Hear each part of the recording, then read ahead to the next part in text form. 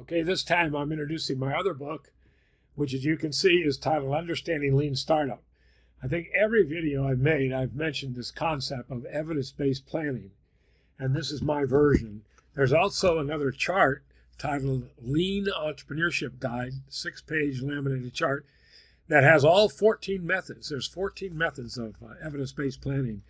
But of course, I was trained by the master, Steve Blank, out at Cal Berkeley, and he called his Lean Launchpad, and that was strictly pure Lean Startup.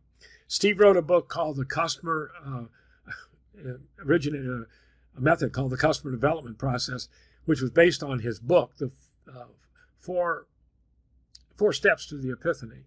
And that came out about 2012 and was really the nexus, the beginning of Lean Startup, and that's why he's considered the grandfather. But the customer development method is nothing more than going to the end user, the group of people or the target market that will pay money for your product or your service.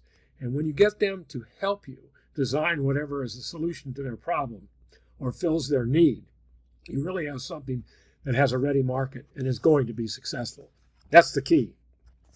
You get the principles of Lean, the history of evidence-based entrepreneurship, a thing called agile engineering, which one of his students in his first class at Cal named Eric Ries wrote. He wrote the book called The Lean Startup.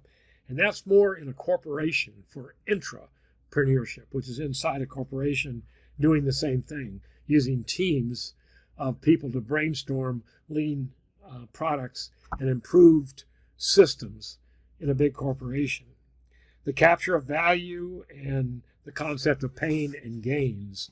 When you get into this people of the end user, we call them personas, and you live a day in their life, and you try and see things from their point of view. And what is causing them pain in their business? And what can you propose that will bring them a gain? So we actually have a thing called the value proposition map, and we can chart something that will solve their problem. We also talk about venture financing. There's a lot of ways to finance a new venture. You can use the age-old bootstrap, which is in my high percentage model. That's how I did it. I used my wife's income, who was working as a physical therapist, to support me as I started from dead scratch.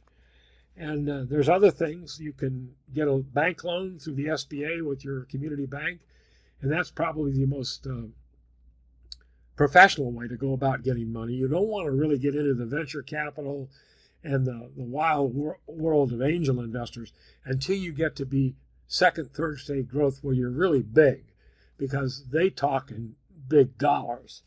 So it's a complete book. I think you'll enjoy the glossary and the sources at the back.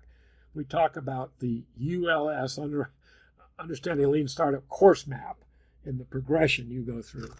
So if you get this together with the chart, I think you'll be able to understand evidence-based entrepreneurship from stem to stern.